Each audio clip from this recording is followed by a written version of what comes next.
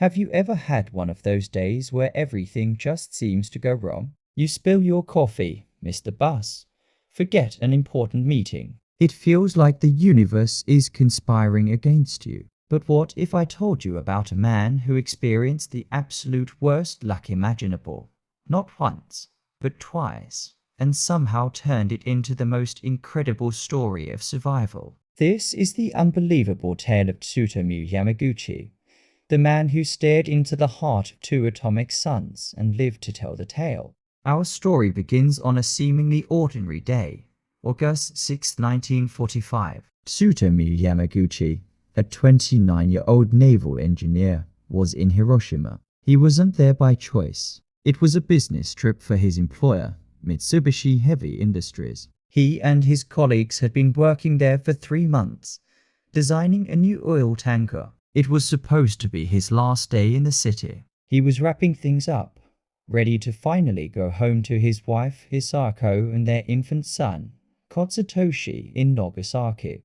Imagine that feeling of relief, that anticipation of being reunited with your loved ones after a long trip away. That morning, as he was walking to the shipyard, he realized he had forgotten his hanko, his personal seal, which is like a signature stamp used for official documents in Japan. It was an essential item, so he had to turn back to his dormitory to get it. This small, frustrating act of forgetfulness would, in a twist of fate, save his life. He was walking back towards the industrial area, about 2 miles from the city center, when he heard the drone of a single aircraft in the sky. He looked up. It was the Enola Gay. Then, at 8:15 a.m., he saw a small object drop from the plane, attached to a parachute. What happened next was beyond comprehension. Suddenly, the world erupted in a silent, blinding flash of white light. Yamaguchi described it as a great flash in the sky,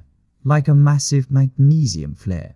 The force of the explosion was immense. It threw him into the air, spun him around like a top, and slammed him down into a nearby potato patch. The shockwave shattered his eardrums, and the intense heat seared the left side of his body, leaving him with severe burns. His hair was scorched away, and for a moment, he was blinded. When his vision returned, the world he knew was gone. A giant, terrifying mushroom cloud was rising over the city, blotting out the sun and plunging everything into an eerie darkness. The vibrant city of Hiroshima had become a hellscape of fire, rubble, and ash. Dazed and in agonizing pain, Yamaguchi wandered through the apocalyptic ruins. All around him was devastation. Buildings were flattened, fires raged uncontrollably, and he saw things no human should ever have to witness. He eventually found 2 of his colleagues who had also miraculously survived. They were all in shock, injured, but alive. They spent a terrifying night in an air raid shelter, listening to the cries of the injured and the crackle of the inferno that consumed the city. Their only thought was survival and escape. They needed to get home. The next day, against all odds, they made their way through the smoldering remains of Hiroshima to what was left of the train station. The scene was chaotic, but a train was miraculously still scheduled to run towards his hometown.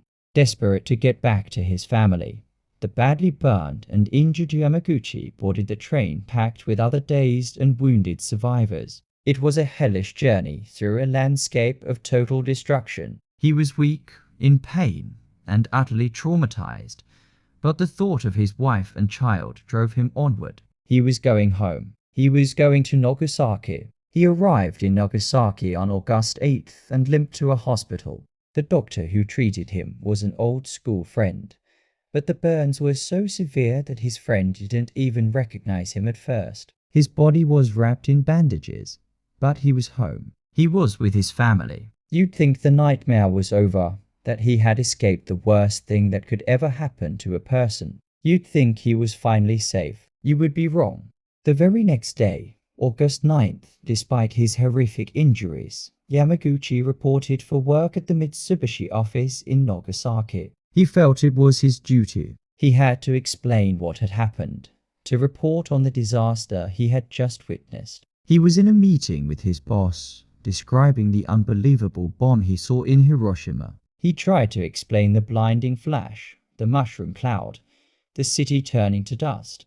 His boss was skeptical, thinking Yamaguchi was delirious from his injuries. How could a single bomb do so much damage? And then, at exactly 11:02 a.m., as Yamaguchi was mid-sentence, it happened again. The room was engulfed by that same terrifying, familiar white light. The windows shattered, and the blast wave tore through the office. For the second time in just 3 days, Tsutomu Yamaguchi was at the ground zero of a nuclear attack. This time, the Fat Man bomb had detonated over Nagasaki.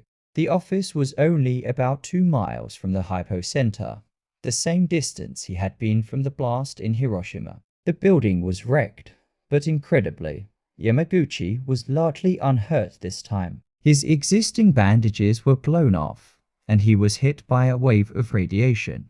But he survived. He immediately scrambled from the debris and rushed home, fearing the absolute worst. He ran through another city turned to rubble, his heart pounding with dread.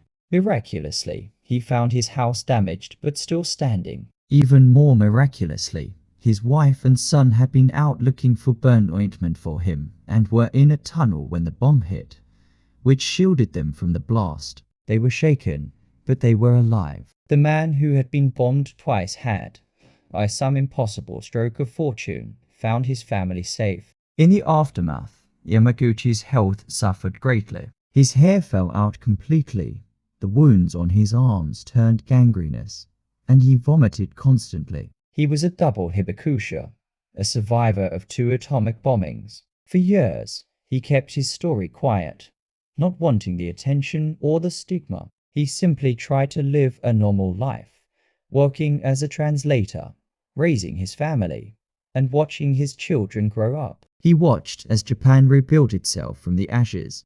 But as he got older, he realized his story was too important not to share. He was a living testament to the most destructive power ever unleashed by humanity. In his later years, he became a vocal advocate for nuclear disarmament. He wrote books and poems and spoke to anyone who would listen, including the United Nations. He felt it was his duty, his responsibility as the man who survived both bombs, to warn the world. He said, "The reason that I hate the atomic bomb is because of what it does to the dignity of human beings." Tsutomu Yamaguchi's double survival was not officially recognized by the Japanese government until 2009, just a year before his death. He passed away in 2010 from stomach cancer at the age of 93. A long life, especially for someone who had endured so much radiation. Was he the unluckiest man in the world to be in the wrong place at the wrong time twice? Or was he the luckiest man in the world to have survived both? Perhaps he was both. His story is a powerful reminder of the human capacity for resilience, the sheer randomness of fate, and the profound importance of peace. It's a story that feels like it should be fiction, but it's a very real and very important part of our history. Thank you for watching. If you found this story as incredible as I did, please like this video and subscribe for more amazing stories from history. See you next time.